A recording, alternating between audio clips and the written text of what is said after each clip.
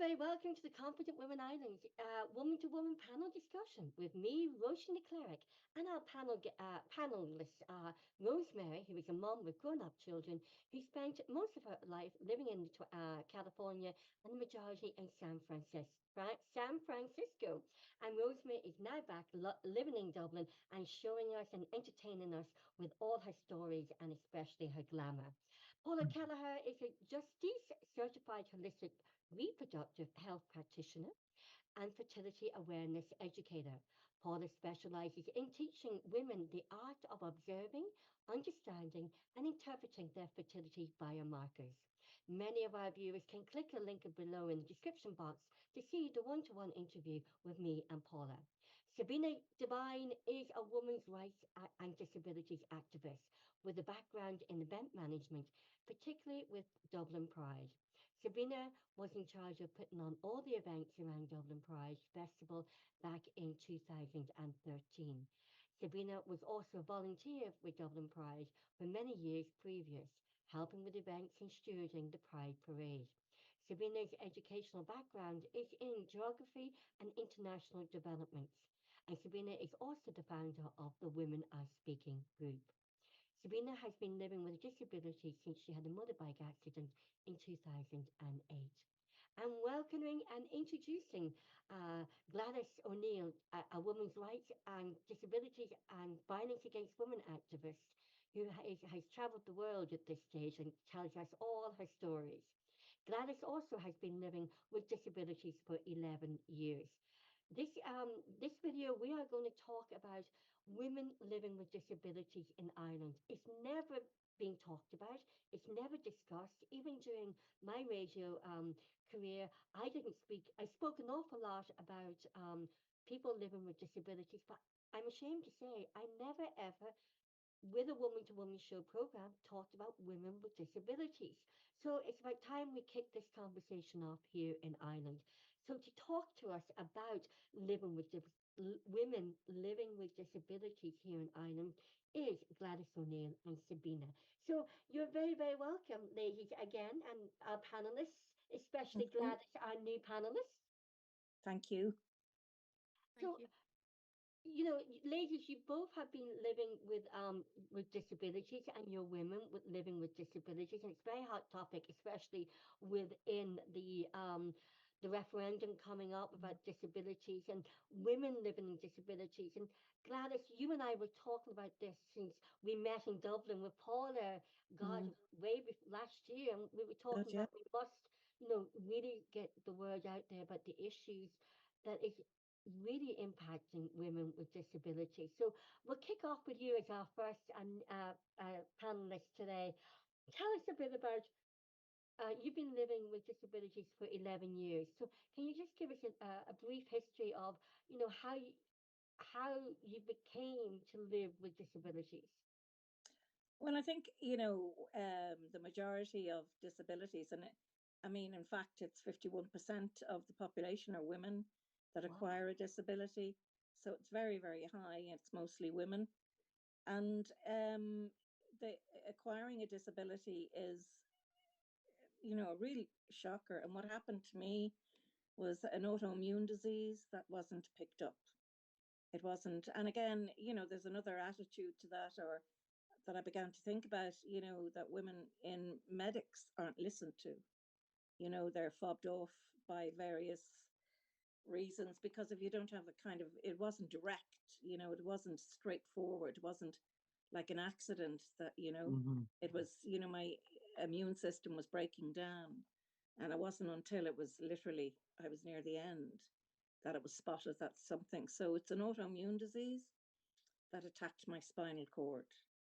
And so the nerves died, and it was too late to do anything, because once a nerve dies, it's unrepairable. And so I have what they call subacute spinal cord damage with peripheral leg. I can't even say it myself. It's so annoying. So I have no balance, and I have numbness, sort of thing. So I have to rely on my eyesight, that I'm sitting on a chair. I can walk. Look at I'm really grateful.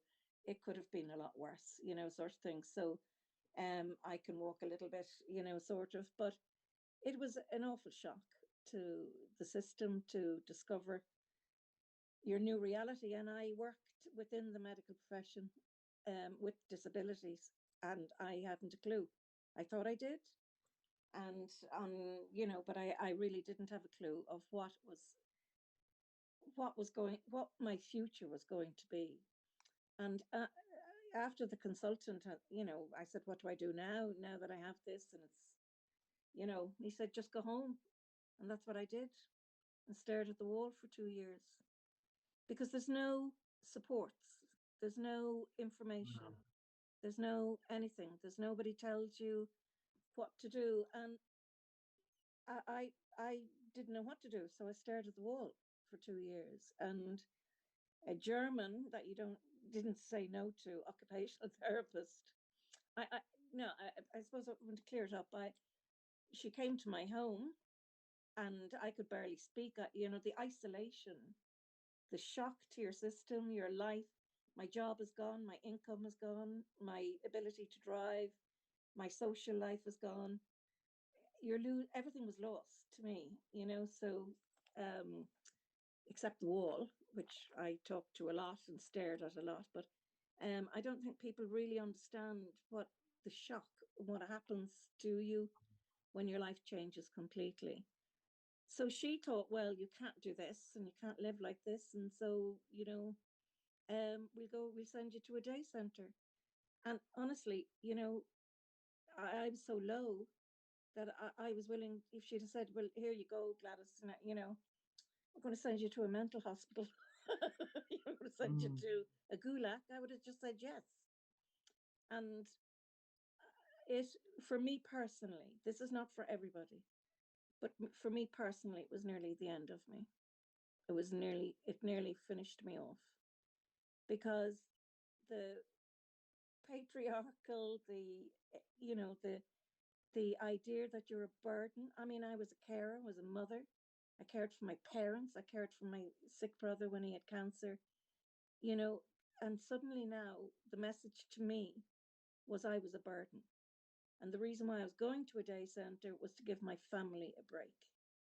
Now, that message is a very sublime, dangerous, horrendous message to give anybody. And I was so low, like one of the inverted commas carers, I use that word loosely. I do have a sense of humor, so don't just all start crying. She said to me, I didn't act disabled. So I thought, well, I don't even know what that means, But she said to me, if what happened to me happened to her, she'd kill herself. And I said, what do you think I should do with that information? You sap. So there was this world I was living in, that I was a burden. I was reliant on people picking me up, as I had a name for everything. It was the only way I could cope. So the magic bus would come and pick me up. I was mortified. I was just mortified. From being hugely independent from the age of 6, to find myself in this very dependent state, and in a world that was inaccessible to me, and to a day centre that they filled out a form and said that, now they never asked any question, what did you do in your previous life before you became disabled? What's your likes, dislikes, anything. But they did put down that my goal for the year and my ambition and target was to play bingo. Okay, English wasn't her first language, so I gave her a pass. It was the worst time of my life, and I would have, I honestly, I'm not joking you when I say it was that this is what is out there for you, so this is it. This is all that's available. And then the pandemic hit, and I had to, what am I going to do now? I'm going to have to think about something. And then I started exploring, and it honestly, for most people, the pandemic was a nightmare. It wasn't for me. And I just want to explain that, and tell me when to stop, because I can rant on. But while I was in that day centre, and some of the women were absolutely beautiful, and it was their home. It was their home. You know, for me, it was a nightmare. It was institutionalization. It Mm-hmm. was everything that I hated. But for some women, it was their only outlet. And in fact, I saw one of them today, and my heart breaks, you know. But in that, I met some women who trusted me enough to tell me what was happening to them. And I worked in women's aid for the very first, refuge. And I thought, well, I'm going to help you, so take the take everything off me, thinking, whoa, me, God love you, isn't it terrible? What a horrible life. And maybe I could do something to discover there's actually nothing for disabled women and in that are suffering abuse. And so in the pandemic, that's what I focused on. That's what and then I found all other outlets. And then I felt, oh my God, I don't have to go back to that place, that institution. And in that time also, I learned how to drive, to give me back freedom. And it was, I swear to God, I could cry. The day that the guy said to me, do you know something, Gladys? And I did effing blind. In the car, I don't know how that man, he must have had nerves of steel, because I couldn't get my head around using my feet. I'd been driving since I was 17, and I can't use my feet. I have to use my hands. And the language out of me, honestly, I even shocked myself. And he just used to laugh at me. But the day he said to me, you know something, you're cool to go now, Gladys. Off you go. And I went on my first drive, and this is typical of me. And I drove to the supermarket because I knew it would be plenty of spaces, to park and stuff, and offload the row later and blah, de blah. And I went in, and I'm sure people thought, this one's weirdo. I can drive now, talking to myself. And I got myself a donut. Oh, Jesus, and I came home, drove back home. But it gave me, in that car, I was like everybody in my car. And I could say, do you know something? I'm going to go out for a drive. I could, nobody, I can't explain from the lack of isolation, from the being isolated, should I say, to having independence, freedom, and I can't explain it. So it's been a long road, sort of thing, like, and I'm still getting used to it. So I take a breath, maybe. Well, we've a lot to learn from that, because obviously you should be the inspiration now, instead of the goal being to play bingo.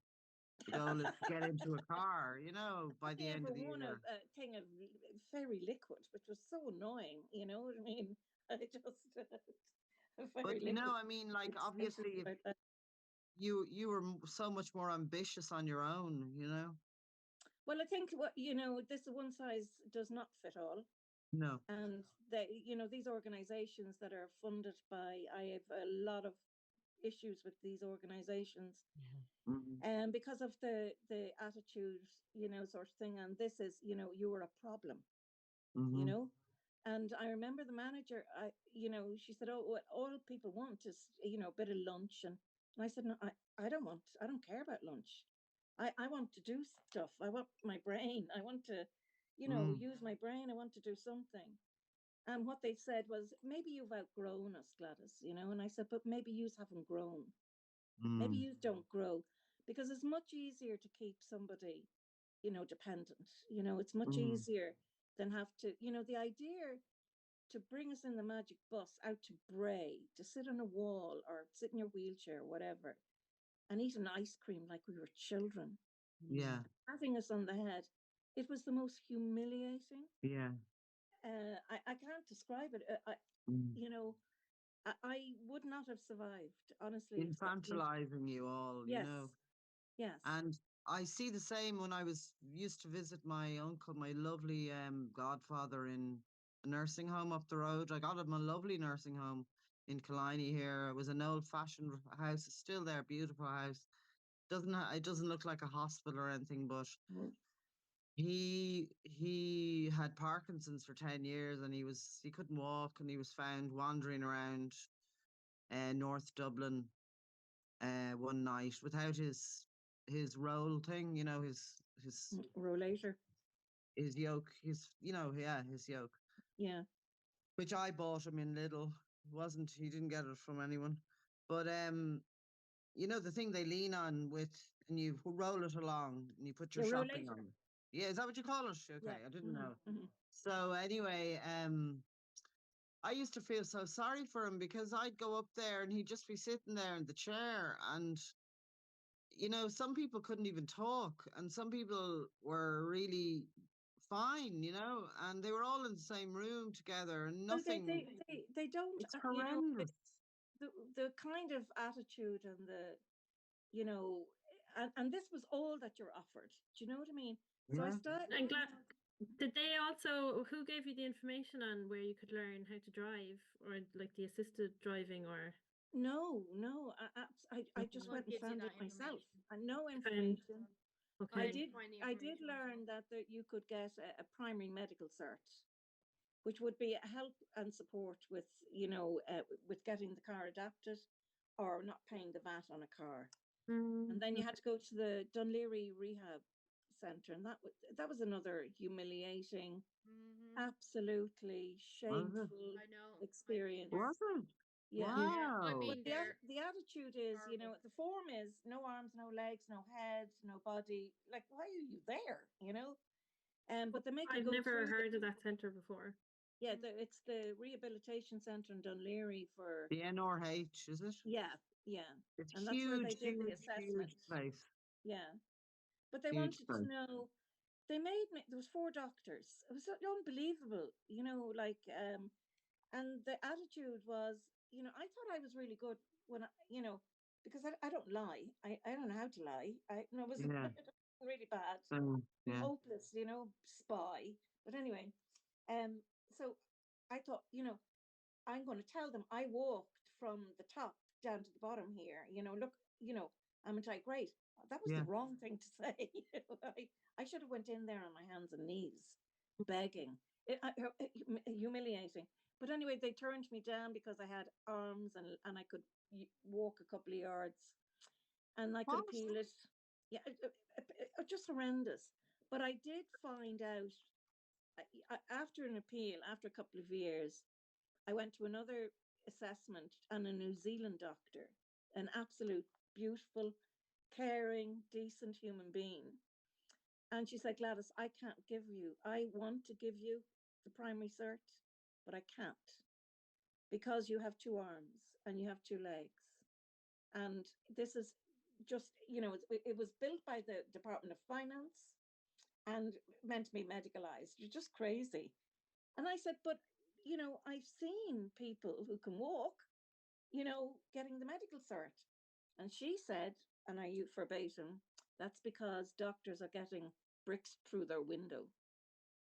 If you don't sign this form, and so I don't know if you'd have to be sort of in the disability thing to know that they all of the doctors pulled away from it.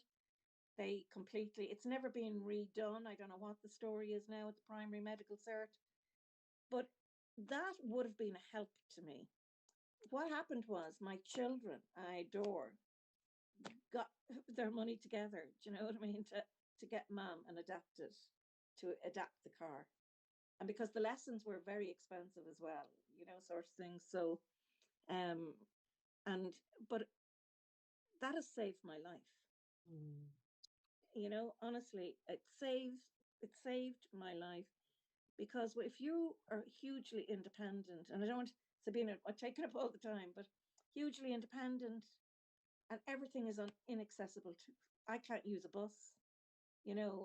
Taxis, like half of them don't turn up. They don't listen to you when you say, I don't need a wheelchair taxi. I just need an ordinary taxi. But I'm going to have to hold on to a door, or they don't want to know. And not only that, if you're going just from A to B, it's really bloody expensive. Yeah. So, the isolation is what really damages the inaccessibility for people with a disability, and women are if without my car, I would be isolated completely 100% in my home. You know, it would be, you know, the rare, you know, sort of thing, like, I mean, because also you have to think about that, you know, there's poverty, you lose your job, you know, you can't do your job, so you don't have your money anymore, you don't have your wages, you know. So all of these things are never factored in, you know, they just see the physical, or they don't, well, actually I'm invisible, so they don't see me at all. So other And than I'm just find it quite interesting that the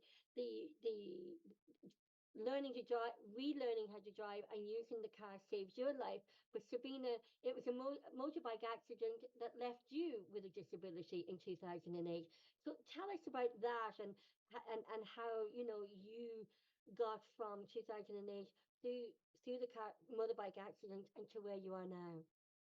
Okay, so when I had the accident, actually, I was on my way to I was training in the civil defense to be a first responder, so that will kind of give you a bit of a laugh. Actually, Oh ended my up God. needing a first responder.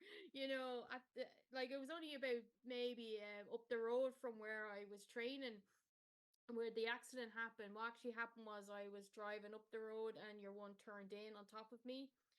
I went one way and the bike went another way. I didn't know where my bike landed, because all I remember, I just kept rolling on the road. I don't even know where, and even to this day, I don't even know where I landed on the road.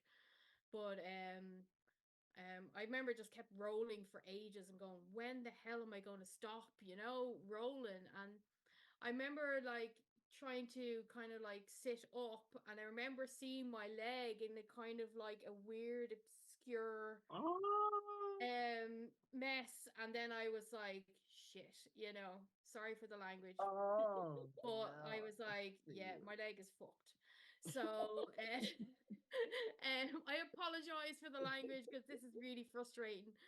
But yeah, so I was 25 when this happened to me, and I remember actually the ambulance arrived, and then the whole team of fire brigade officers arrived, because they because when I was training to be a first responder, you need at least 6 people to put you on a spinal board, to because spinal Um, mobilization. So you need to have at least, so they always have a team of people. And when they came along and they seen my leg and they thought there would be a spinal injury as well, I was just like, lads, you're going to need the scoot stretcher. And they looked at me going, how do you know this? And then, of oh course, my then they gave me God. morphine, so the fun began there, you know, because and then they brought me into. I went to St. James's Hospital. It was the nearest hospital at the time, and like don't get me wrong, the doctors like saved my leg as much as possible. The skin was.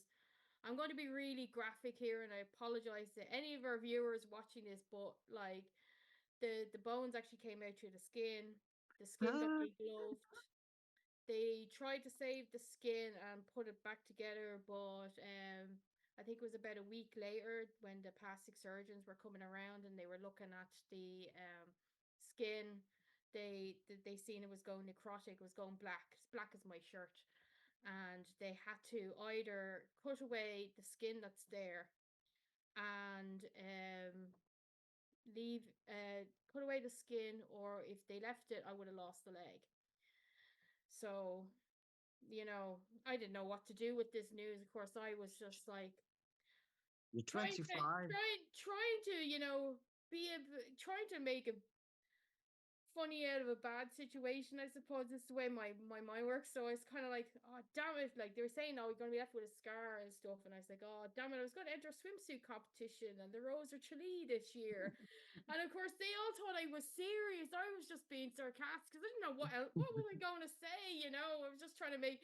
And of course, they called the psychiatric team. You know, it was very funny. And the Oh, psychiatric Wow. team, the psychiatric team were just like, "Oh, I hate you got arrested at Rose of the Treaty, and you're trying to deal with this." And I'm like, I was being sarcastic. I was just having the crack. You know, I didn't know what else to say to the news. Like, what do you say when you're told that you could lose your leg? You know, I was just kind of going. You know, I was just trying to make the best out of a bad situation. So it was like 2 months in hospital, and they had a machine attached to my leg for about, I was 5 weeks in bed, not allowed to get out even to go to the bathroom. So Oh, that was humiliating at the same time.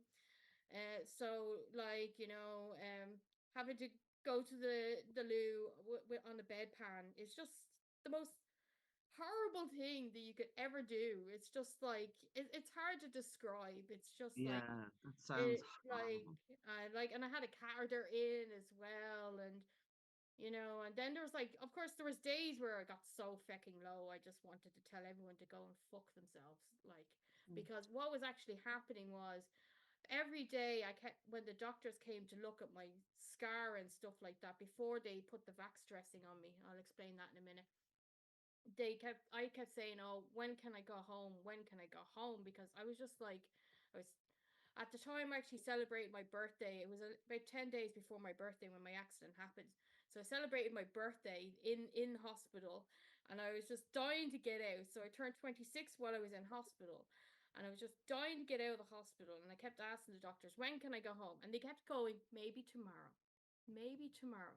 This was going on for 10 days, like, maybe tomorrow. I am eventually I rang my mom. I think it was, this was going, actually no, it wasn't 10 days, it was longer than that. Oh, Have you gone? That's your leg there, Sabina. that's Yeah, your leg. yeah. So that's my leg now today, but I actually at Looks one point rough. there was like skin on it. Yeah. Is it bleeding? No, actually, I took that today. It's actually healing up better than it was.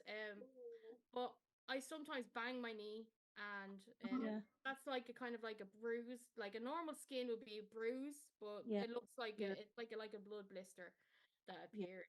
But sometimes I don't feel myself banging my leg or whatever. Yeah. Yeah.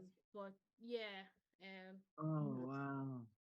so like I had a vax Mm. dressing on that for Oh, about a few weeks on that, and of course I was wow. when the when I got a bit annoyed with the doctors, I was like, I rang I rang my mom, and I says, I want to get out of this hospital. And at the time I had the vax dressing attached to my leg. So the vax dressing is basically remember they used to do leeches back in the day to kind of like suck out all the dirt and stuff like that. So that's what a vax dressing is, just a more modern version of doing the leeches and stuff. So like I had that on for so many weeks. And not to mention the amount of blood I was also received blood donations I gotten as well, because like I actually used to donate blood, but now I can't donate blood. Anyway, that's another story. But yeah, so that was like going on for about another few more weeks, and then eventually I was able to get out of bed. Now, getting out of bed for the first time, like after being in it for so long, you get so dizzy, so weak, and so sick, and that was just sitting out in a chair. Oh, I was so physically sick, and I just did not want to get out of bed, because every time I stood to get out of the bed, I just felt really dizzy and sick. And I had this nurse, and she was actually trained. She was actually a student nurse, and she was actually really strict. Now you're just going to have to do it. She was like a sergeant major, and to be honest, I'm very thankful for that nurse, because I probably still would have been stuck in that bed. Nurses are great, and all the nurses were wow. actually really great, because when I was telling my mom I wanted to get out of hospital, she rang the nurse in charge and told her basically I was listening to the doctor saying, oh, maybe tomorrow, maybe tomorrow, maybe tomorrow. And my mom explained that to the nurse, and next minute you heard her call. She called one of the doctors, the team of doctors. It was one of the plastic surgeon team down, and you could actually hear her give it out to him. You could hear her bollocking him out and just putting it, nicely, You could just hear her going, you don't ever mislead a patient. How dare you do that? You never mislead a patient. She was about to walk out of here with the machine attached to her leg. It's like, yeah, so doctors need to learn about patient care, in all fairness. They just don't have a clue. So then eventually I got out of hospital. So it was 2 months in hospital, and then I was in a wheelchair. But even getting out of hospital was like total shocker, especially when you're in it for so long. And like, and then there was like months and months of physio between going from wheelchairs to crutches and walking stick. And then there was a while where Wow. I didn't need to use a walking stick to get around, but one time I was in town, and next minute I could feel something pull in my leg. It was like almost like a snap, and I could barely walk home. I had to get a taxi home. Now, lucky enough, I was in the city centre, and I lived in East Wall at the time, so I got a taxi home. It was only a fiver, but I was just like, I was in so much agony. Like my husband says to me, "We need to get you to the hospital." So then I had to go back on walking sticks and things like that. But all in all, like over the past few years, like I've had like cellulitis infections in the skin. Actually only just that last month, like at the begin Happy New Year, I got cellulitis. got antibiotics for it from my doctor, but then 10 days after finishing the antibiotics, it came back again with a vengeance. So I ended up in hospital for another 5 days. So it's just like it's a nightmare. And you know, and then like, you know, like there's days where you just I just wanted to give up. I wasn't right in the head mentally, had PTSD, and I still to this day, you know, suffer with my mental health and that, but I try and keep myself positive. So I took up swimming, and I've been swimming in the National Aquatic Centre for 10 years, and then I decided, you know, I'm kind of sick going swimming up and down doing lengths and stuff like that. And when like then I decided there 2022 I decided to do the polar plunge for Special Olympics Ireland. So I started open water swimming in December, and it was during the coldest time of the year. My husband thought I was crazy. So like, to be honest, swimming kind of like saved my life, and even like getting into the sea, like it has really done wonders for me. Like it's like I've actually during lockdown wasn't, it was horrible for me in a way, because I also have fibromyalgia, so swimming actually helps me manage the pain and stuff. So I'm trying not to take painkillers as much. And so during lockdown, like, you know, you're like, cause I live in Kildare, you know, I couldn't really, you weren't allowed to leave the county and stuff. And at one point then you couldn't leave the county, and then you find out politicians are flying willy-nilly, and then you just get annoyed. But I actually started up a kind of a small craft business for a while, and like, but then that eventually took a toll on my body, and I had to give it up. Like I was doing outdoor markets and stuff like that, and like at the time I was making a decent amount of money. I was actually making and selling face masks. And I actually made and sold or made face masks and gave them to local nursing homes and stuff like that in Kildare, who, like, at the time when there was a shortage of face masks and stuff like that. And then my husband, he also like he drove his motorbike to deliver the face masks to places, because you know, he was working for some bike group. I can't remember the name of their, but that's what we did during lockdown. But the pools were closed, so like I was kind of like, you know, I was living in pain all the time. And then of course, because the pool was closed, and you know, swimming not only did great things for my mental for my physical health, but also for my mental health. So I was also eating myself, and I put on 4 stone. Now I've lost all of that back now in the last year or so, but still, like, you know. And then of course, like, when you get diagnosed with like something like fibromyalgia, you know, so, like I went to a rheumatologist in Blanchardstown Hospital. This is before the lockdown, and he was saying to me, like, and I was actually in university at the time as well studying, and he said to me, "Oh, you know, you might need to see a psychiatrist because it's all in your head." And I'm like, what are you talking about? And then he says, you need to lose weight. And I absolutely bollocked him out of it. And I says, hang on a minute. I said, you do not ever go at my mental health. I said, my mental health is in a good space right now. I said, how dare you bring my mental health into this? And I said, you can't turn around and say that I'm feeling the pain because, you know, it's imaginary. I said, I actually feel the pain all the time. As you wake up, and sometimes like I could barely walk to the toilet, never mind get up and get dressed and go out the door, like, you know. And you know, like, and then he turned around and then, oh, you need to lose weight as well. And I turned around and I said, at the time, like, I was swimming 2 kilometers in 72 minutes. And I said, can you swim that, love? And he's like, no. And I said, shut the feck up, because I can't, you know. And it really infuriates me, you know. It's just like, so like I can swim it a bit quicker now, like, and I do the swim for a mile every year, which is actually a really good event that I recommend everyone to do, because it gets you back into swimming. You can do a mile or you could do 800 meters. A mile is 1600 meters, but I always sign up for the mile because I like to challenge myself. But yeah, swimming actually really, like, you know, saved my life. And there are, like, you know, pools now have, like, you know, easy access to get in. They have like these little kind of hoists for people with physical disabilities to get in. Now I'm not too bad. I can actually get down the steps and stuff. But I don't jump into the thing because I'm afraid I might scratch my leg off the wall because I'm a bit of a klutz. So you know, but like, as for the driving, as Gladys was saying about the driving, that was a game changer for me, you know, like, because like I was relying on public transport, and then you, like, at the time, like, I was on 2 crutches and nobody would get up off the seat in the bus, like on a crowded bus, and I'm there trying to hold on and then balance myself, and you know, and then of course then I found out the other last week that the Minister for Transport, Eamon Ryan, is coming up with this bad idea of, you know, getting rid of cars in the city centre. And I go, so like, I was trying to ring them the other day to tell them, you know, what are you doing? Like, I need access to the city centre because I go in to meet friends. I said, you're isolating my social network, because I said I drive into the city centre. Oh, but you could get the bus. And I go, have you been on a bus when it's crowded and you need to and you have to keep standing when you've got a leg like mine? I was just like, no, you know. And then I was like, then there's people who are in wheelchairs.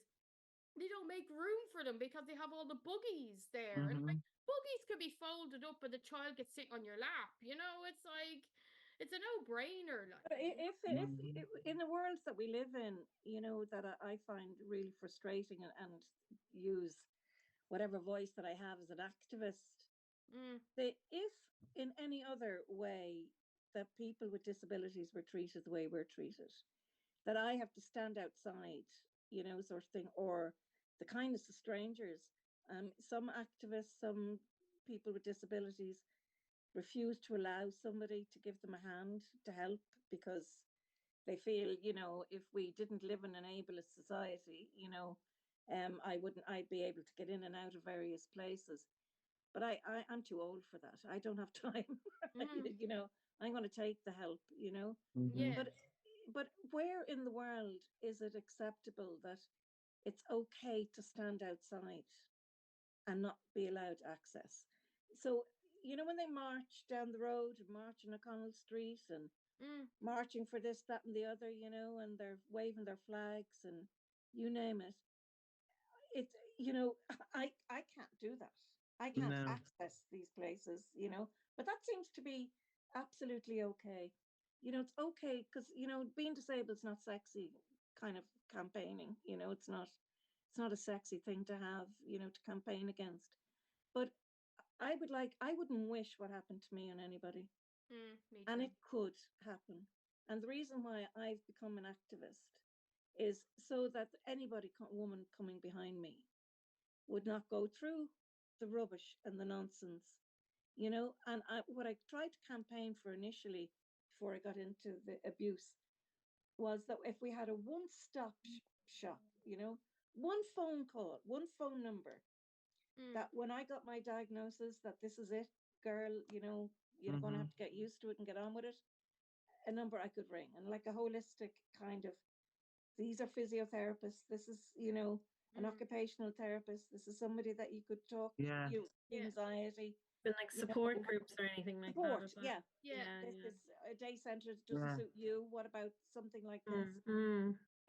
Would have stopped, you know, sort of thing, like a decline in my mental health, you Yeah. know. Yeah. And I it's met a nun in Bray when I was working in the Wicklow Trade Union Centre, and she was Sister Sheila was her name, and she was very old. I don't know what age she was, but she was probably about 80 at the time. Very small, skinny woman, you know. But she had that aura, you know. You meet people and you just goodness kind of radiates out of them all over the place, you know.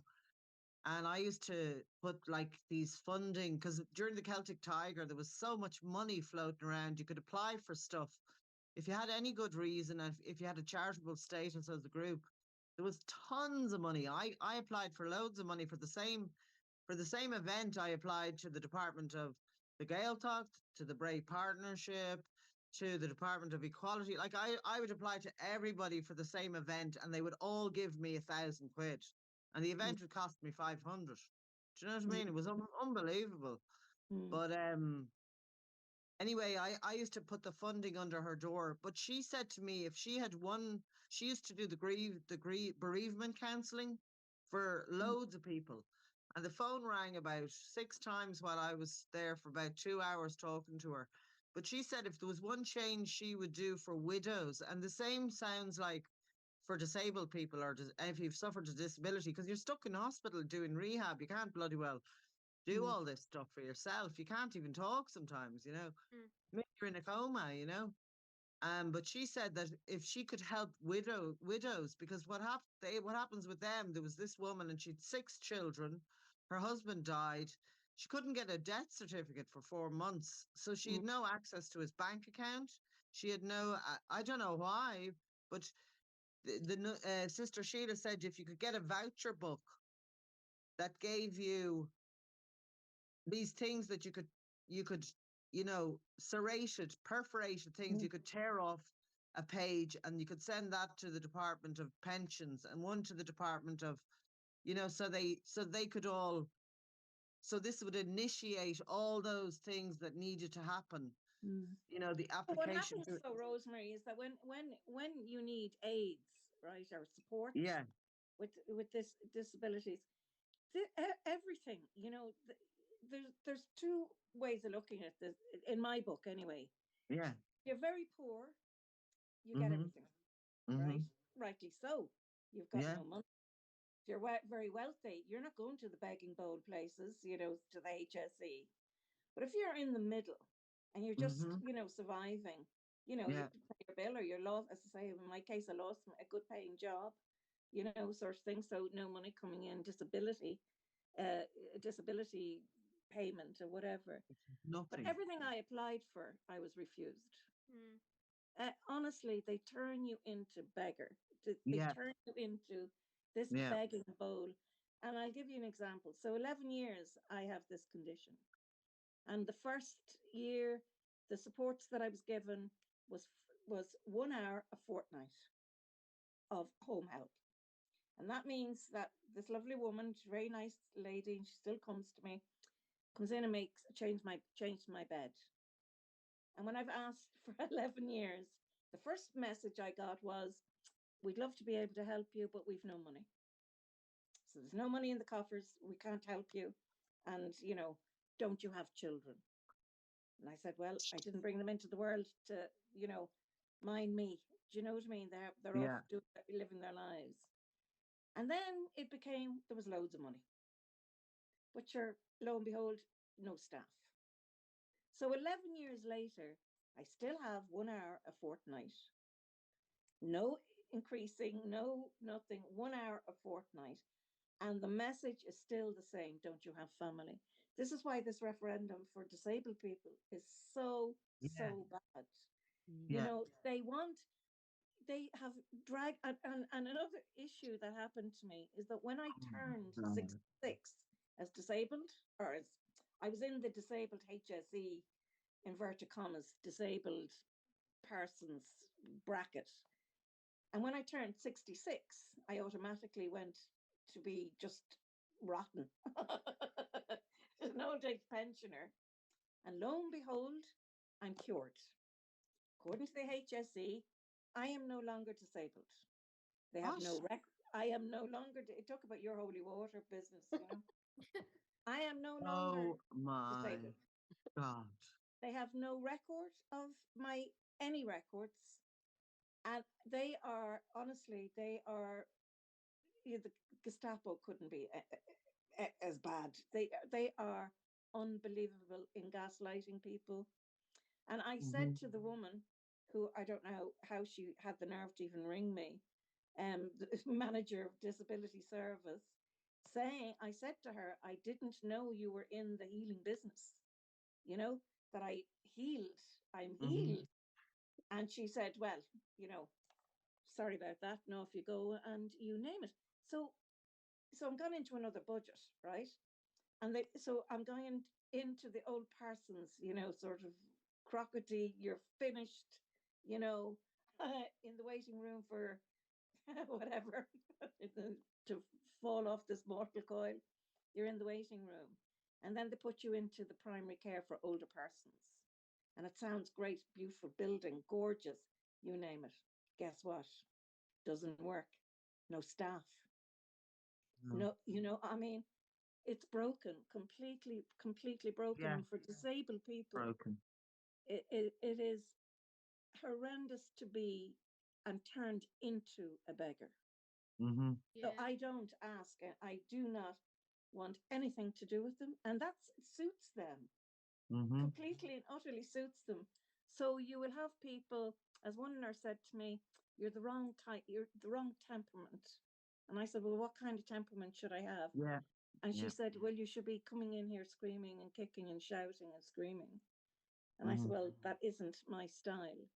You know, why should I have to do that? I pay taxes all my life.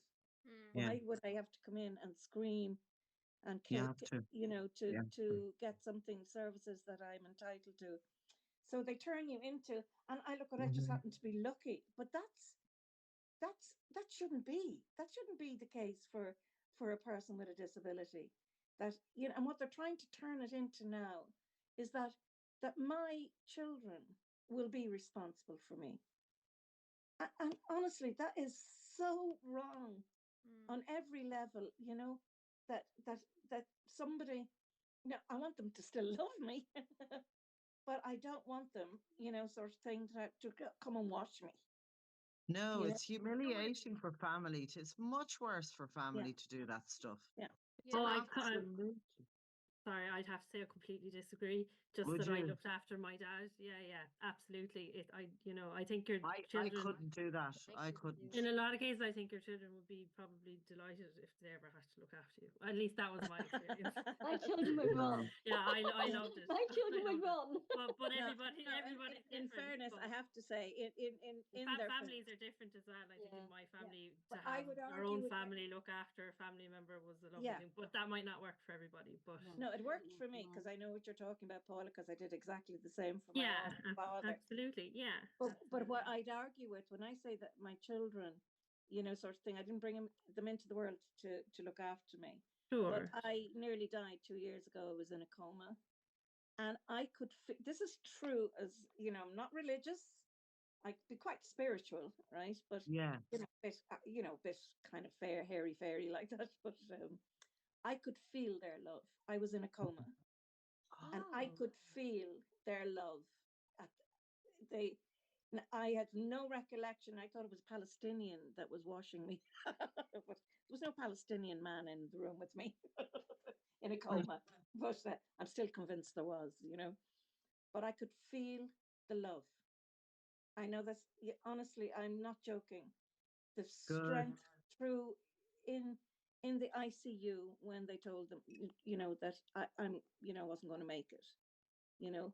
And feel the love. And now they laugh at me and say, I still feel the love. I still feel the love. Well, they're telling me to piss off. You know what I mean? I'm annoying. And, you know, and I've gone down another rabbit hole. Yes, yeah. They will look after me. I know that. And, you know, but the point I'm making is I don't want them to. You don't want to feel like a burden. That's the thing. When you got a disability, you know, they have their children and they have their homes and they have. Now I know what you're talking about, Paula. But if the state is saying to you, you know what, we're walking away from this, you know, and you know, like some people have no family and some people don't get on with the family, and you know, absolutely. and my heart bleeds for them. You know what I mean? What happens to them? You know, that, you know, like I have bribed them that I will tell them where I've hidden some money if they will mind me, you know, sort of thing. Like, I'm joking, but you know. A friend of mine was telling me recently she works with people, like older people who have kind of intellectual disabilities and they can't look after themselves. And she was saying about the kind of changes now with like consent around people like that who maybe can't verbalize their needs and their consent, and that they're now basically not being denied care, but just not being given care or offered care because they can no longer consent to the care. So they're just being left without the care that they need, which is, and there's like, you know, if they're in kind of state care and the people who are responsible for them can't kind of sign anything anymore, and there's no family either, so they're in this kind of limbo. A society that does that, the most vulnerable in our society. If we treat, it tells you everything you need to know, you know, sort of thing. If we can be so hard, and what amazes me is that people, you know, when they're wandering around, never think that this could be you. Do you know, like it has to be somebody, and that's the way I dealt with my disability. Why me? You know, like there's days where I had, you know, why me? Poor me, Jesus, why me? You know, but why not me? You know, like it has to be somebody. You know, so it's in our interest to be caring. You know, it's in for all of us, and yet it doesn't happen. It doesn't happen. You know, like words like you're a burden.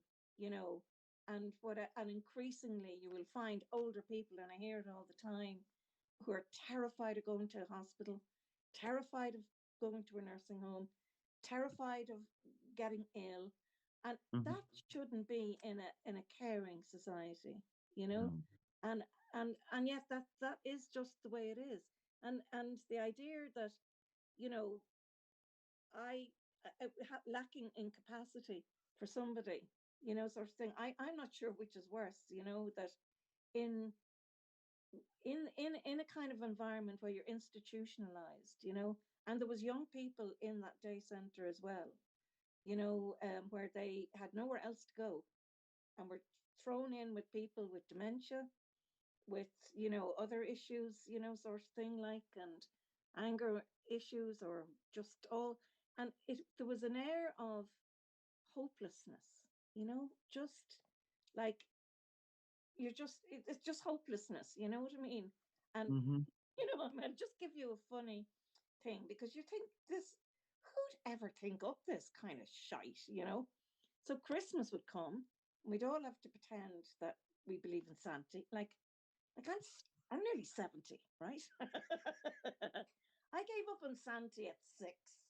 You know what I mean? I realized there's Daddy putting up the doll in the attic, you know. So I knew there was no Santa.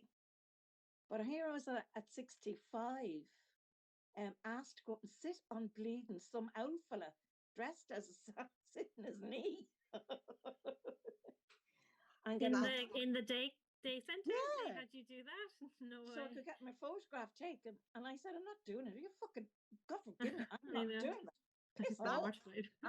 That sounds weird. They told me I wasn't playing the game, and I said, this is no game. This is sick. This is sick. Yeah. You know, they treat you like children as well. Like, you know, like when I came out of hospital, my mom was basically my main carer, because I was living in my parents' house, you know. And fair play to my mom, she did help me out quite a bit, you know, especially during the first couple of weeks of getting out of hospital. Because my boyfriend at the time, he was a useless idiot and an alcoholic. And, you know, we won't get into that, but yeah, it took a motorbike accident for me to break up with him. There you go. So the universe was talking to me then, you know. It's amazing. It's really weird, because, like, you know, like my life, like I used to play rugby, and then I was very active, and before I was in the civil defense, I was in the reserve defense forces, so I was always a very active person. And then to get like something like a car hit you, stopping your life, you're just like, what am I going to do with myself, you know? And it did take a couple of years before I realized, well, I had to wait for the skin to heal on my leg before I could go swimming, because they didn't want a risk of infections and stuff like that. And then they said, if you go swim, like, I still had like bandages on it for nearly up to 2 years, you know, because I had to get dressing changes and stuff like that, you know. And you know, which was a nightmare. And yeah, but when I was just thinking about what you were saying about the driving when you were going to get the general medical certificates assessment, I was actually in Trinity I was doing a university access course with Pierce College in just there in Crumlin there. Where is it? Yeah, it's up. Anyway, it's on the south side, but it was under the Trinity Access program, and we were spending one of the days going around Trinity doing kind of like a day thing. And I get a phone call from this nurse to say that outside your house, I'm here to do your general medical certificate assessment. And I go, well, I'm not there at the moment. If you wanted to tell me, if you rang me beforehand, I would have made sure I'll be home for you, you know, like don't tell me when you're outside the door of my house, you know. So I said, if you want, we can make arrangements for another day or something. And like, I'll be there at home waiting for you.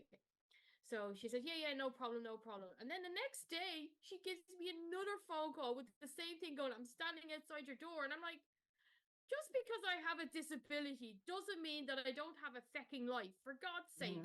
You know what I mean? Like, and then eventually I made arrangements to meet up with her. And at the time, she was one of the district nurses for in Marino there at the Marino Medical Center. So I got the bus there reluctantly, met up with her, and she did the assessment out on the street because she didn't have time. What? Yeah, she did the assessment out on the street. So then I got rejected from her. So then I had to go. Then I appealed it, and I did tell the when I was appealing, because actually at the time I was going to be moving house, and I was buying my house, and I told them to like let me know. I gave him my phone number. I said, give me a call and I'll let you know where my new address is, you know. But of course, they sent the appeal letter to my old address in Dublin Tree. And then I was just like waiting for ages for a new appointment. And then eventually, when I got settled into my new house, I rang them and going, here, I haven't heard anything from you about my appeal. And they were like, oh, we sent you an appointment ages ago and you didn't turn up for it. And I go, where did you send the appointment to? Because I did state it in the letter to give me a call, because I told them I'm in between houses at the moment. And they were like, oh, we sent it to your address in East Wall. And I was just like, well, I'm not there anymore. I told you to ring me. So eventually I went in anyway, and you're sitting in front of 3 doctors, which was really intimidating. And they're all just kind of looking at you going, yeah, you're grand. You don't need this general medical certificate. But I had to drive an adaptive car, which cost me 700 euros to get my car adapted, because I used my left foot to drive instead of my right foot. Because I did try to drive a regular car after I had, like, when I wanted to go back driving again, and I couldn't do it. Like, my leg doesn't, like, because you can see the photo there, I'm missing a lot of muscle and nerves and stuff like that. It was causing excruciating pain to try and change gear and what have you, you know. So, you know, it was just like infuriating, you know. And they were still saying, oh no, you're grand. Which it's really, I did, you see, I always believe in follow the money, you know, follow the money, because they put out, you know, a statement that X amount of millions was going to this primary medical cert.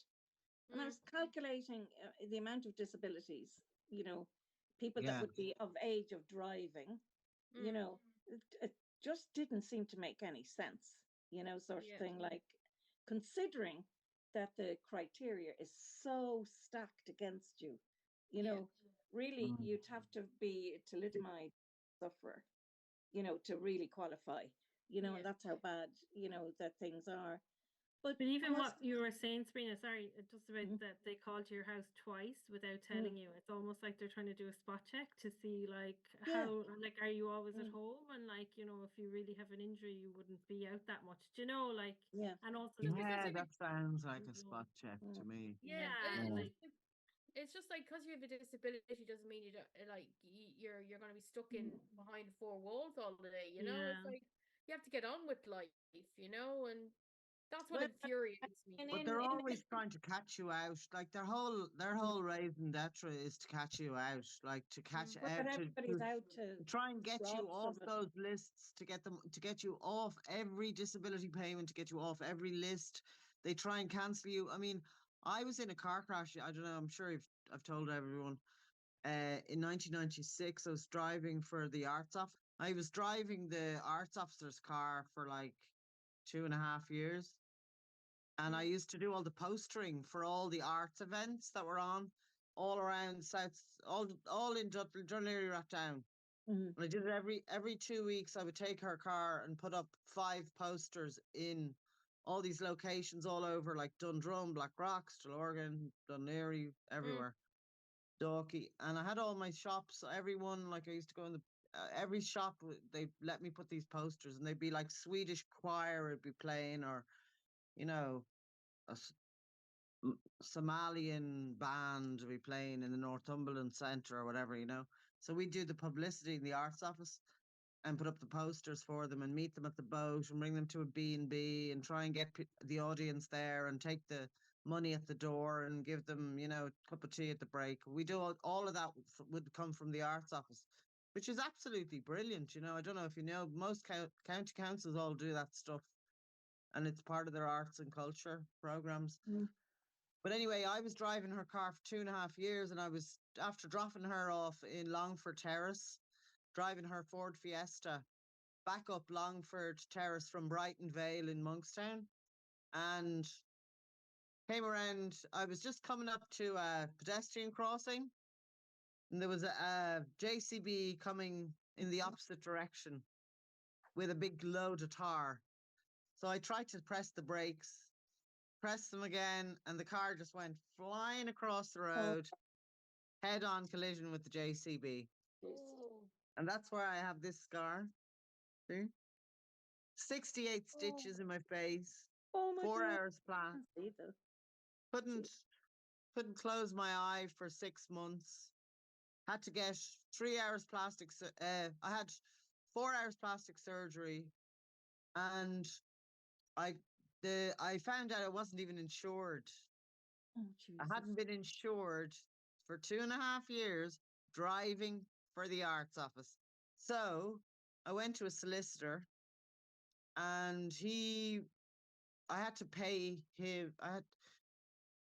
He wouldn't do anything with the case. And then I went to Frank. Now I had 2 children. I was pregnant. I found out I was pregnant. The fire brigade had cut me out of the car. Took an hour to cut me out of the car. And I remember when I had that collision, I completely passed out. Like, this is actually an impact wound.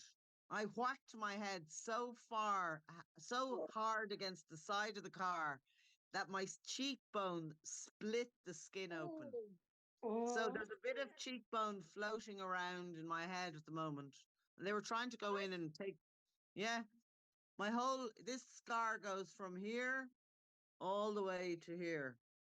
And that wasn't even sewed up they wouldn't even sew me up for a day. And I was pregnant with my first child. No.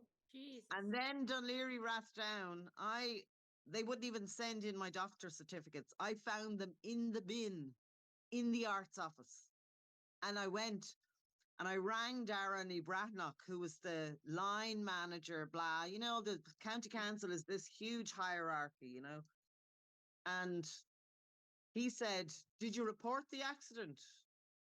I was now 6 months pregnant. I was after getting laid off by the arts officer because I was trying to sue her for not having insurance on me and letting me drive her fucking car for 2.5 years. And anyway, it turns out they denied I had the accident. I had to go to a solicitor who got me. He was like racking his brains, and he was saying, "Now listen, you have to prove that you weren't." She's saying you just borrowed her car for the weekend. And I said, well, and then I remember he came to visit me, and this is me now. I'm pregnant. I've got this huge, massive scar on my face. I mean, 68 stitches to just here.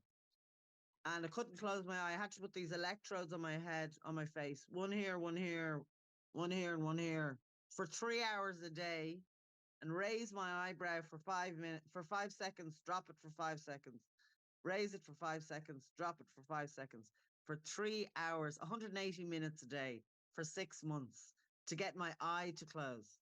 And my smile was all I was like a Bell's palsy person. You still can see in my forehead. You can't see. There's no wrinkles on this side. All completely blank here. So I couldn't operate this side of my face for like about a year.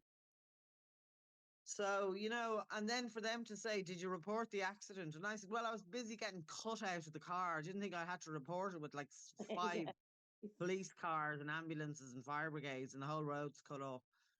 And so the solicitor, I ended up taking them to court. I finally got 6,000 euros off. Her insurance company finally paid me 10 years later. And by the time I paid the solicitor and for the bank loan to pay the other solicitor to give back the papers and hand them over to the new solicitor, I ended up with 1,800 quid. But I had 2 babies at the time, 2 toddlers, and I was working in Bray. I had 2 kids in 2 different schools and no car. And I put that 2 grand on a little feckin' Daewoo Callus car, 2003, and it was 2005. I put that down on the car, and I literally, there's no car has ever given me the joy and excitement that little car did, because if I had needed milk, I had to get 2 babies out of bed, put them in a buggy, bring the bloody dog, and go along a little narrow footpath, half a mile to the shops. I mean, especially when I moved into this house 24 years ago, there was no bus service. Nobody had a car. I mean, now everyone in the road has a car, you know, because it's hard to get around. And that's another thing about Roderick O'Gorman's bill. If you're a woman and you've got 2 parents that are elderly and you have to bring them to hospital, I had my uncle in Vincent's, my mother in Donnybrook rehabilitation place, you know, the Royal Hospital. She broke her back. He was in Vincent's. My dad was in Vincent's in the A&E at the time. There was 3 of them in hospital. I was next to kin for 3 of them because I'm being a lone parent. I was only working part-time, right? Because I had to collect my kids from school and summer holidays and all. So, of course, I had all this time to drive everyone around, like my parents, and bring them to hospital appointments and everything. So I used to get all their reminders from the hospital for their appointments to go to mum's, you know, her bone thing, her, you know, this, that, the other. But they wouldn't tell me who the appointment was. They wouldn't tell me if it was my dad, my mum, or my Uncle John. Now, they had no mobile phone, none of them. So I was getting all these texts to be at this appointment in such and such a hospital. So then I'd ring up Vincent and I'd say, who's the appointment for? And they'd go, we can't tell you under data protection. Yeah. And I'd say, well, I can't bring the feckin' 3 of them. One of them's in the other side of Dublin, you know, out near Kilbarrack. And one of them's the other 2 in Stillorgan, like. But anyway, bring them all up, like, which one do you need? Yeah, exactly. Like, they were all elderly, and I was their next of kin, because like, Take your pick. I swear it's so ridiculous. Like, what's data protection? Like, these people are going for a bone exam. Like, it's not highly secretive information. I think they hide behind this kind of, you know, this is now, you know, the best thing that is possibly given to the government. You know, so like they don't have to say anything, tell you anything or whatever the case may be. But I think, like, this was very confusing for me, because I didn't know who. I'd have to sort of guess who was due an appointment, or, you know, it was absolutely horrendous. You know, anybody answer me something that, you know, that I'm really curious about, and I tried to research it and tried to find out why this could be. But when I was young, in the 70s, right, yous are all only young peoples. And I'm 62. Hello. But you're only baby. You're only baby. I thought I was the oldest, but now I'm not. So. in the competition, who's the eldest? Competition. In the 70s, right, I had found a breast lump. So I was very young. And in the 70s, and lived near Vincent's Hospital. But went to my doctor. She says, yeah, you need to get this checked, right? You know, sort of thing. Off you go, pop down.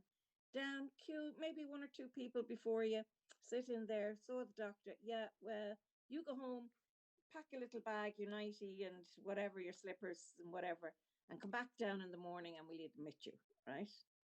And that was one. Then I had a skin thing, same thing, went to the doctor, no, I'll send you to the specialist down in Vincent's. Come back tomorrow with your little bag and no seem to. Do you know what I mean? Queuing, sign up, you know what I mean? See whoever. This is all on your my tax, on your PAYE, you know, your PPS number, and whatever. The ward and the bed spotlessly clean, sorted, got your operation, you know, whatever they were fiddling around with you, and you name it, and the best of care.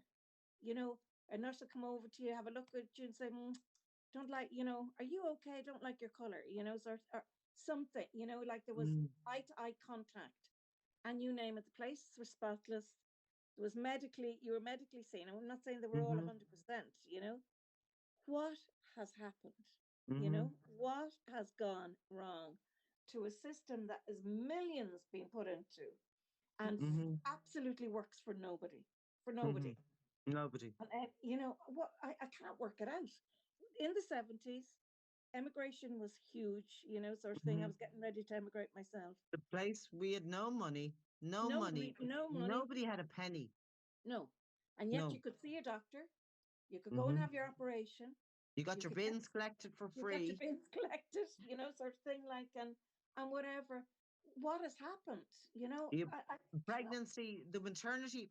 Well, I did a project when I worked for the Wicklow Trade Union Centre. I wrote an article about the maternity hospitals because at the time they were blaming all the black women that were arriving. You know, these mysterious black women, you know, that were arriving on the ships with pregnant to get citizenship of Ireland.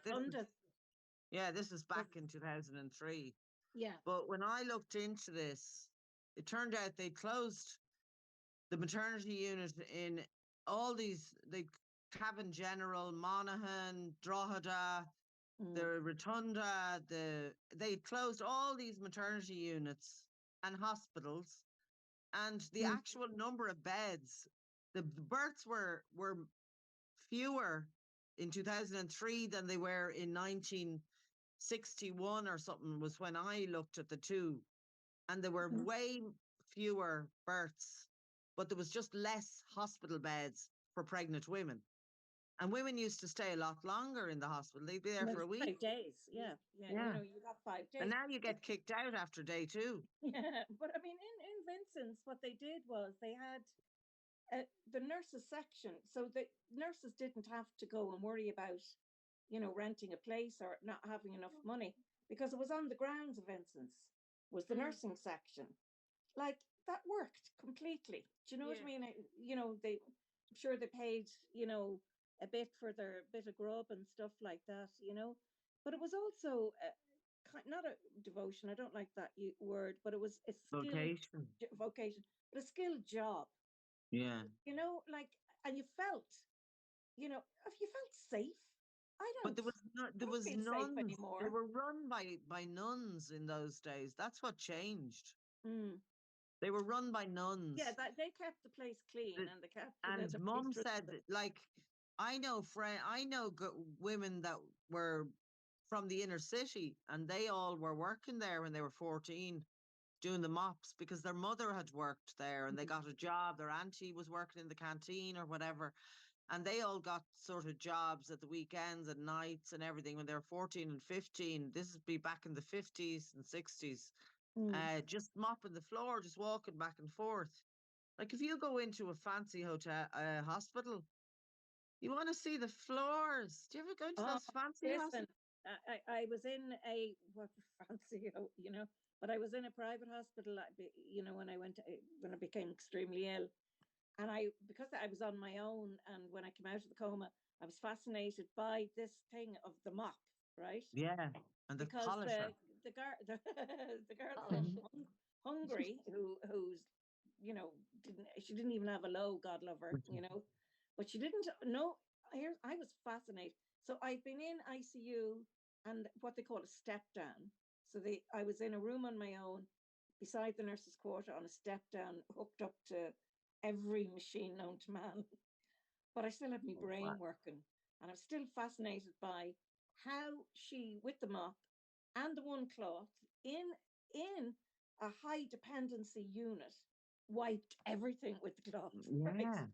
So she wiped the sink, she wiped the toilet, she wiped the mirror, she wiped the thing, and she might what with the mop the center of the floor. And here's like, oh my Jesus, she's passing around All the germs. Yeah. So this is, and so I focused. So you'll realize after this then that I have obviously other issues going on. But there was a stain on the wall that I wanted to get up and wipe it. And it was a game in my head that she was going to come in the next day. She'd see this bleeding mark, dirt, or blood or somebody's blood, and she would wipe it.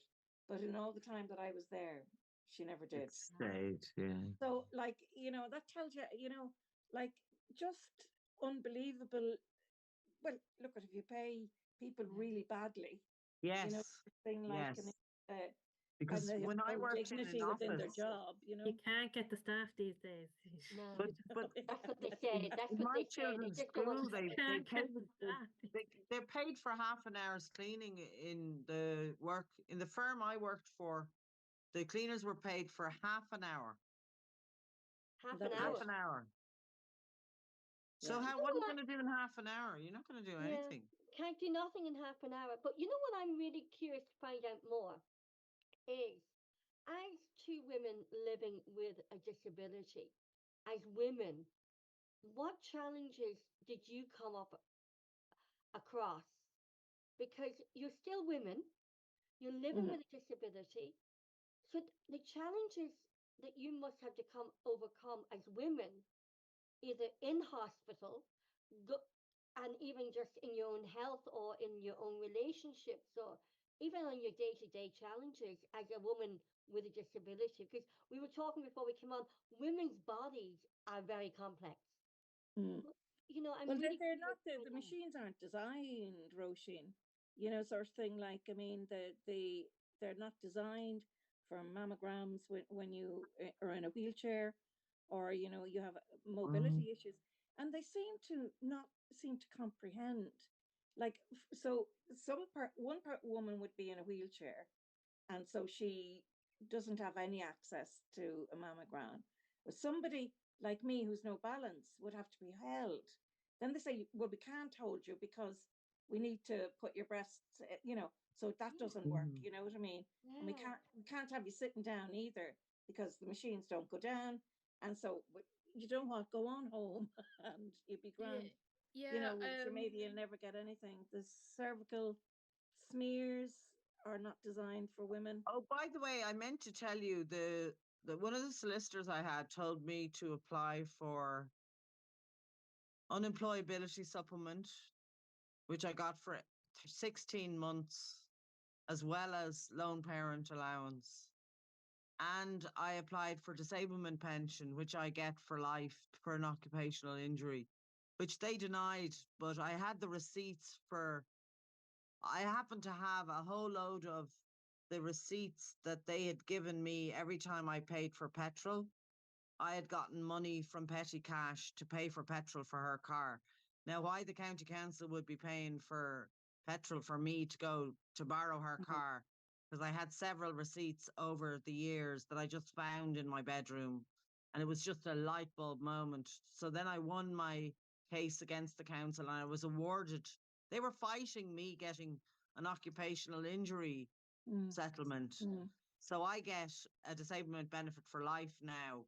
So I'm on a disablement pension for life, and I'm not disabled in any sense, but the fact that I have this scar on my face Mm. And then is when the you equivalent. turn 66, will they then just automatically put you onto a pension? Well, they said that the disablement pension is for life, the one I'm on. My dad got a disablement pension when he had he's missing his It's finger very small. from work, and he still gets his old age pension and his disablement pension as well. Yeah, they said that this was not to be means tested by any other social welfare, as a, it shouldn't be counted for any other means test regarding any other payments, they said. He gets a Because it's an monthly payment, occupation. whatever it is. I can't remember. I don't know the exact amount, but he gets a monthly Well, I payment. wouldn't have known about that if it hadn't been for that private solicitor. Like nobody told me about that. Nobody in the hospitals told me. VHI didn't. I had VHI and I still was put into a public ward and I didn't care anyway. But the VHI got away with that and they didn't pay for But anything. nobody tells you though, Rosemary. Nobody tells you anything. that when you're a taxpayer, and everybody believes in paying. Well, I believed in paying, sort of thing. Like I was fit and healthy, so my taxes are going towards, the better good of society. And I think that most people believe that, sort of thing. It was an awful shock to me to discover that that's not the way things work. Do you know what I mean? Thank you very much for, working since you were whatever age you were, but, that's, we want you now, you're not actually entitled to anything. You're not entitled to any sort of supports, any sorts of adaptments. Like I could beg them, the council, South County Dublin, right? Council to adapt my bathroom, but I don't want it medicalized. I believe in the social model of disability. I don't believe in the medical model, because that's what they do. They medicalize you, and yet you don't receive the kind of right kind of care that you need. But everything is in medical language. And I believe in the social model. So the adapted bathrooms are like something out of a gulag, grey, depressing, whatever. So you can't actually design a disabled bathroom for yourself to suit your needs. They wouldn't say to you, do you know something? We give you a £6,000 grant or something like that. But I tell you what, we'll give you 3 and you can design your own, So it would function as a disabled bathroom, but it wouldn't look like, something out of some sort of, no, but that's a horrible grey and, horrible, why does it have to? Why couldn't it be bloody pink? Do you know what I mean? So, to be a social model, but they don't do But that. did you get your house adapted by them? No? I decided. You can get your house adapted, because I know a friend of mine has. No, There's they won't He let got you have. loads of stuff. Yeah, What if you say, you are a Sabina? pen. Sorry. I was just thinking about, the bathroom situation. Like there was a woman I was talking to when I was canvassing on the street there the other day, and she's in her 60s and she's looking after a disabled daughter who's 35, who has intellectual disabilities, can barely lift her foot out of the bath to get into the bath, and she has to keep lifting her in and out of the bath. She's been waiting I think nearly 20 years from a bathroom from Kildare. I don't know who the authorities in charge of that, but in Kildare County Council, I presume, looks after that. And she's still waiting, and then she keeps going for assessments with her daughter. This is the other thing, basically they want to see if they're fit for work, when Every she 9 turned months. 18, and she's like, Yeah. the only things that she could say. Now she gave me permission to tell her story. I don't even know her name because I never asked for her name, but she was saying that when in for the assessment, the daughter could only say 2 words, ma'am, and her teddy that she had with her, and and the doctor was there, going, I could easily sign her up for work. And she's going, well, if you could find work for her that allow her to work like this, off you go, What a way to talk to people, though. I know. This is It's a just like, woman that has a child that she has to look after for life.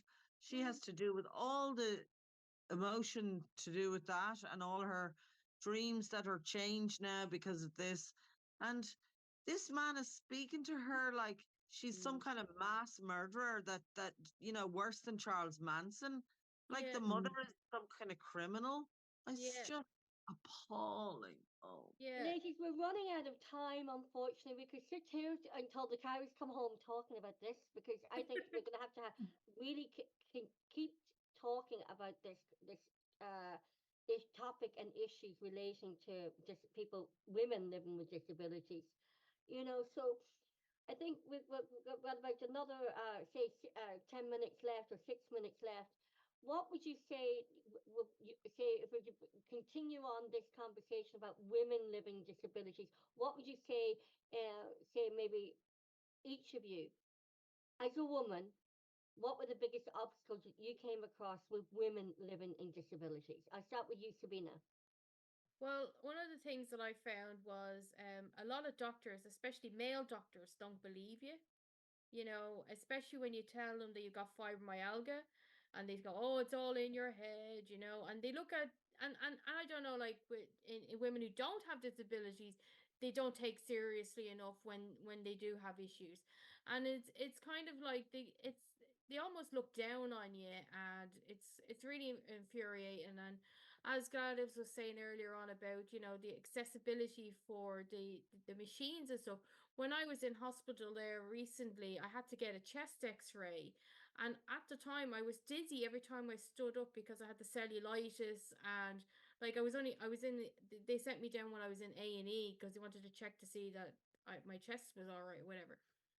And your one wouldn't do the x-ray lying down. I basically had to like hold on to the machine for dear life. I could barely hold on to it because I was just so weak and dizzy because of the infection in my leg. And every time I put my leg down, the blood would rush to it, and it was just so painful. And at the time they hadn't even given me painkillers at the time, and you're just there going, and then of course when you ask for painkillers, they think you're some sort of junkie person. And I'm like, I hate taking painkillers unless I'm really, really bad. That's why I do the swimming, to help me manage the pain and stuff. And they just don't take you seriously enough, and things like that. So, and of course then when you like, because when you got like limited mobility, you do put on weight, and they look down on you for that. And it's like, well, it's not like I can run for 20 miles a day like I used to, you know what I mean? And especially during lockdown, it was even worse because the only outlet for me, for my physical was swimming, for my physical health, and and that was taken away from me during lockdown. And it really infuriated me because COVID didn't last in chlorine, for God's sake, you know what I mean? Like anyway.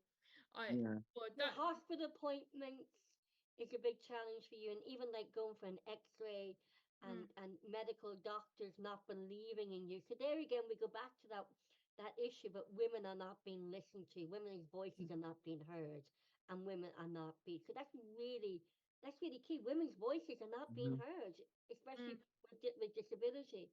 I think is just as you're talking about the machines and that, like most of those kind of medical devices are also tailored for male bodies. So not to mind that they're not tailored for people with disabilities, but they're also not tailored for the ordinary woman either. So it's like you've got it from like a double whammy perspective. And Gladys, what would you say?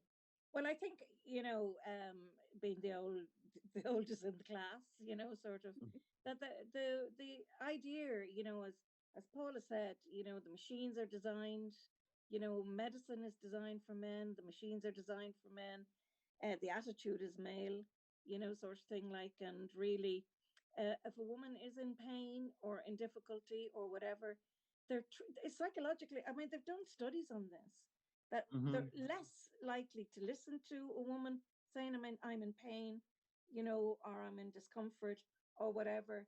You sort of a kind of a moany and just give up, sort of thing, and whatever. But I think that the invisibility, that is the hardest part for me. That one is become that I am what is seen. And I don't think it's paranoia. I think it's a reality. I've thought about this a lot.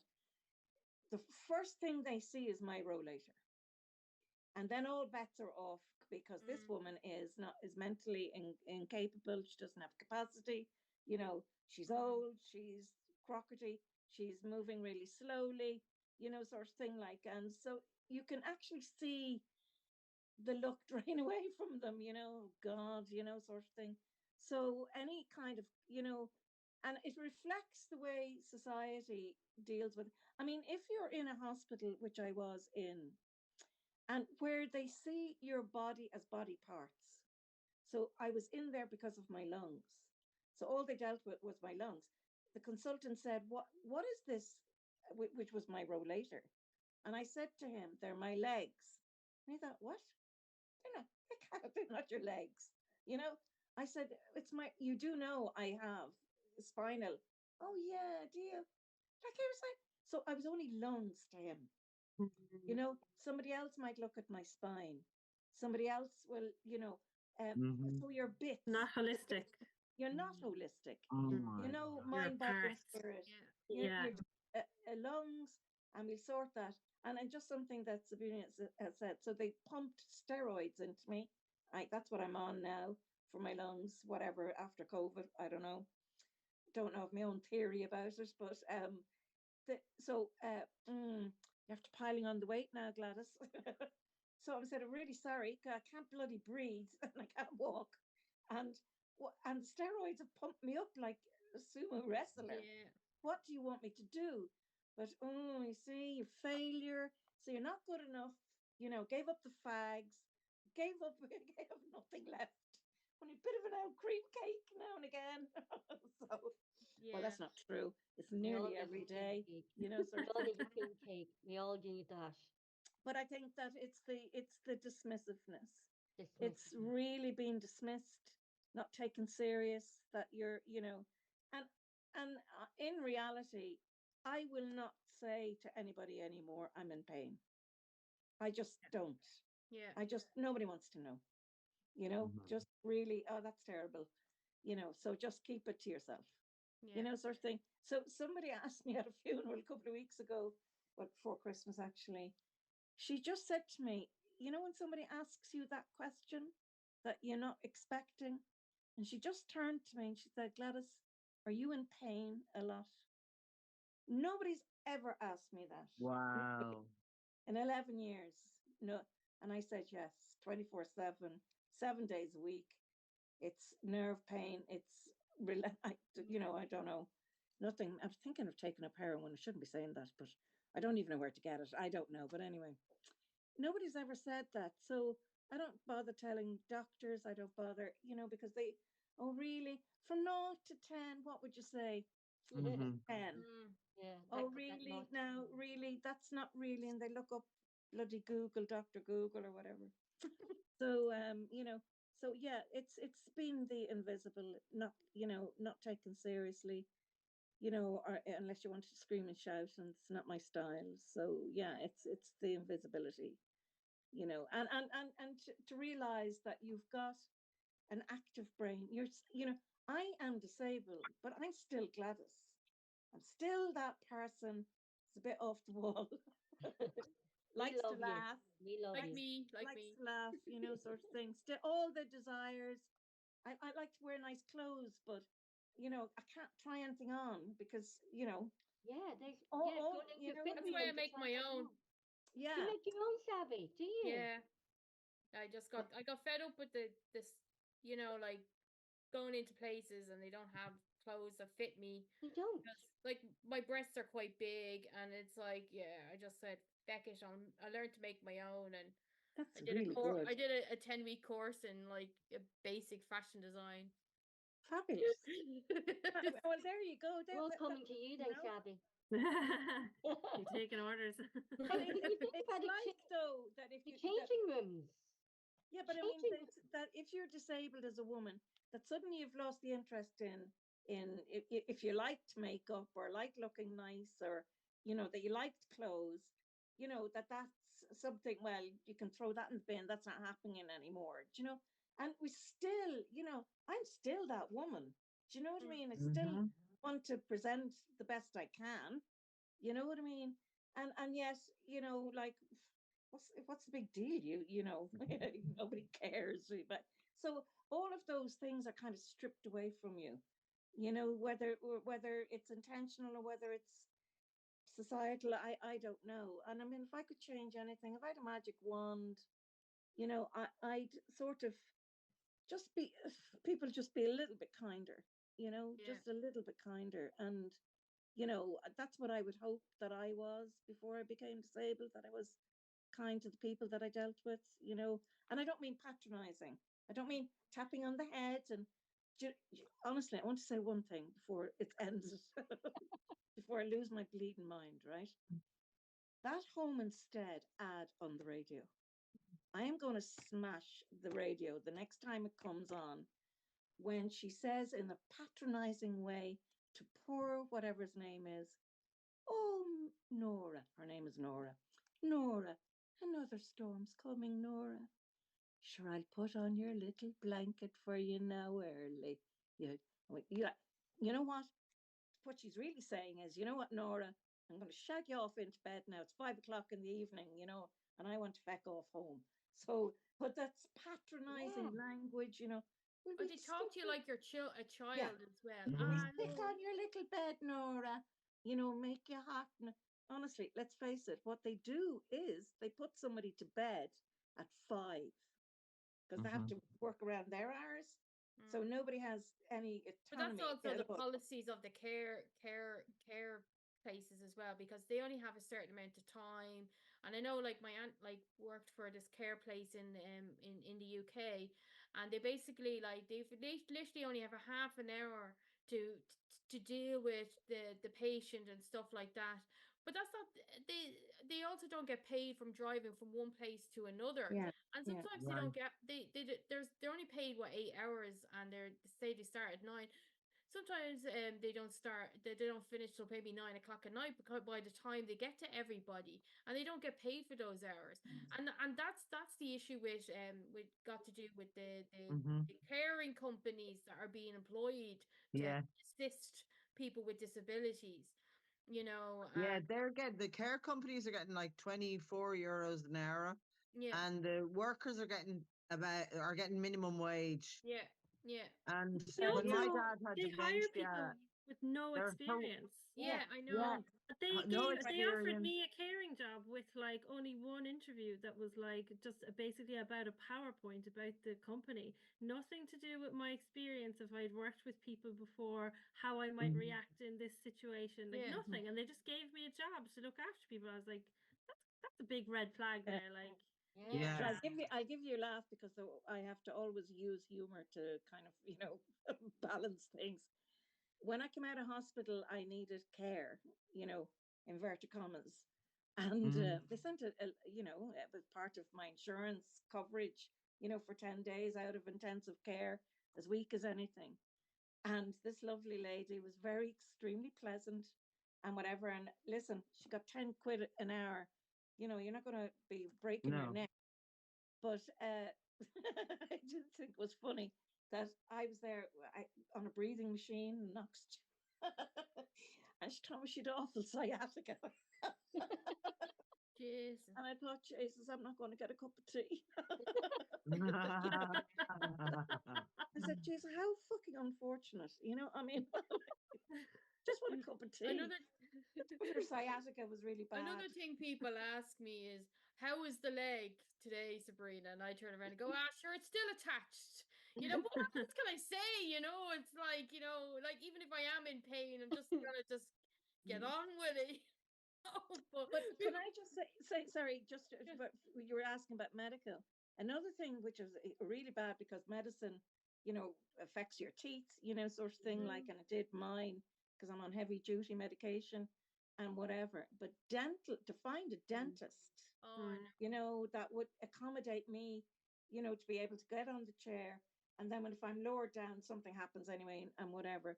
But to find somebody that's kind and patient and know good. something about, so hard to find a good dentist. Yeah, My dentist is actually quite good. I found a really good dentist, and it's all one level, so I don't have to climb upstairs or anything like that. Because that's good. My local if anybody's dentist is stuck, awful. my daughter found the dentist for me.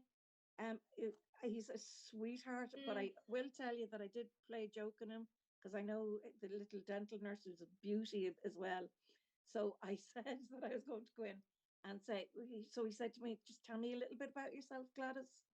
And I said, well, I'm 6'2", and I'm Russian, and I'm a model. fuck me, I've got some fucking nut job here now, you know. But he was very professional. And he said, are you, Gladys? Yeah. And I just said, you know something, you know, like seriously, you did look at me like I'm a mental, you know, I obviously have serious mental issues, you know. But if I come in and said I'm a bloke, you're going to have to believe it, you know. So I turned him as well as got my teeth done, you know, so.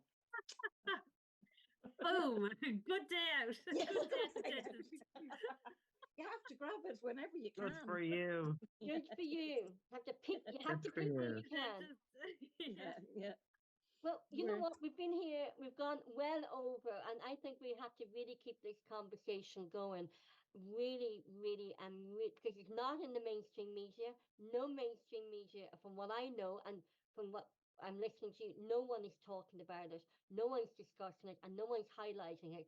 So why don't we hear the panel discussionists and panelists, why don't we start putting the floodlights on women living with disabilities here in Ireland? You know, we need to do that. And, you know, also, Paula, we have to continue our discussions on the fertility and the biomarkers and ovulation, and because that is a, you know, I was listening to somebody else today talking about, you know, about the fertility issues here in Ireland. So we really do need to start talking about the more people are having fertility issues and the consequences of an awful lot of IVH and other sperm donors that is having on babies and children as they grow up. So we really have to keep these conversations going. And I will put in the link to your interview in this description box below as well. I put it into the other one with the midwifery program, but we really do have to keep these conversations going. No one else is going to do it. So it's up to us, the ordinary people in Ireland, to make sure that we get the messages out there. Women's voices are heard, and give women voices back, giving women back their voices. We really have to do that. And it's unfortunately it's up to us, the ordinary women of Ireland, to do that. Yeah. But you know, ordinary women doing extraordinary things. Here we go. Yeah. Yeah. Yeah. We'll conquer All the right. world. So I'm going to say, Sabina and Gladys, thank you so much for coming on and That was lovely. sharing Thank you. you know, your life experiences. I hate that word, your life experience. It's so woke, but your real, you know, life. The realities. Yes, life reality. That's a much better, yeah, than, you know, and the realities of women living with disabilities here in Ireland. And as I said, well, it's up to us to put the floodlights onto this topic and issue and take it forward along with the fertility issues. And Rosemary will be here with us all along the way. And so, yeah, so thank you so much for taking the time. Thank you. Tonight. Thank you. And Thanks a until million. next week. And this is your first night as a panelist, Gladys. Yeah, well, I don't even know. What does that mean?